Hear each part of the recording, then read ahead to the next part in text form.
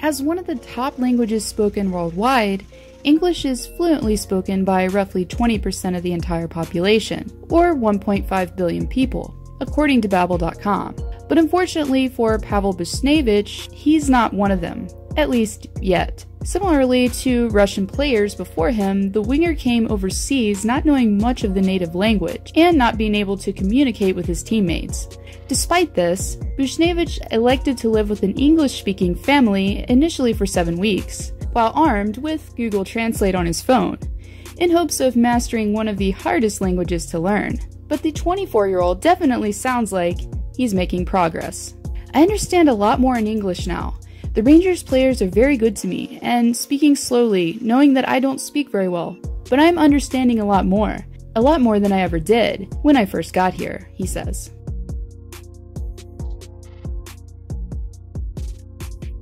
As many do, NHL stars typically come from families that tend to be athletically inclined, and Buchnevich is no exception. His mother Yelena is a former high-level skier, and while his father Andrei doesn't quite have the resume, he still finds ways to stay involved, as he currently coaches youth soccer.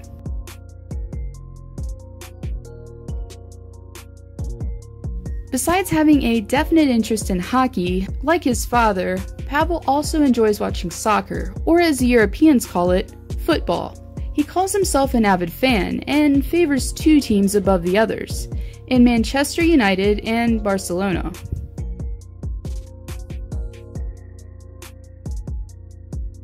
Aside from just traveling in North America during hockey season, Buchnevich makes time to visit other countries in the off-season, and has been to Turkey, Dubai, and Rome. But to put it lightly, Dubai wasn't his favorite city.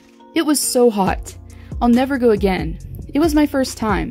The weather wasn't that good. Just chilled, swam for a couple hours, and then went into the air conditioning. Maybe it has something to do with being Russian and the cold climate? Anyways, I'll let you all decide. And while the forward is usually bound to a strict diet during hockey season, he's allowed himself to embrace American culture, in more ways than just learning the language. While spending time in the States, the Russian has developed quite a taste for Hostess snack cakes, especially their cupcakes and Twinkies.